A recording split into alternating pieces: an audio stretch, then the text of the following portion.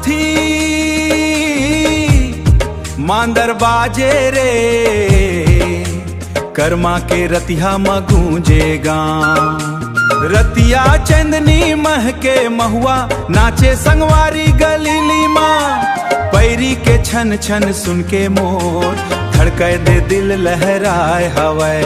गीत में माया बरसाए हवै, तोरे आँखी के जाबो जादू मारे, मोर मन हर खो जाए हवै। कर्मा के रात में नाचबो संग संग, मांदर के ताल में धरबो रंग।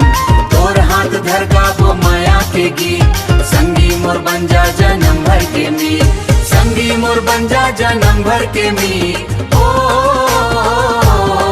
मोरे गोर माँ के रात, माया बरसे दिन और रात। माया बरसे दिन और रात।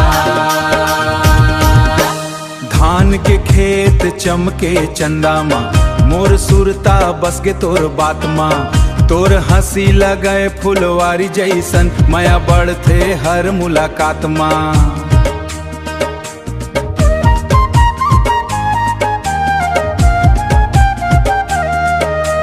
घुंघरू बाजे पाँव में तोर, मोर सपना सजगे चित चोर। गांव के मेला संग तोर माया, लगते जग सबसे सुंदर। कर्मा के रात में नाचबो संग संग, मांदर के ताल में धरबो रंग।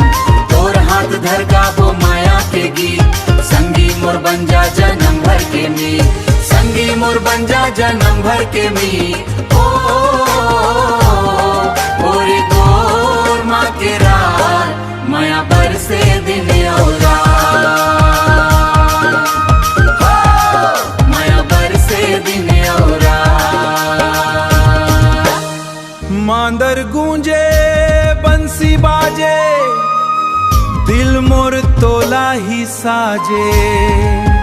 कर्मा देव के आशीष लेके, संग जियबो अब हर राजे। कर्मा के रात में नाचबो संग संग, मांदर के ताल में धरबो रंग। तोर संग जिए बर चाहत हवै, मोर दिल में बस तोर नाम हवै। मोर दिल माँ बस तोर नाव हवै।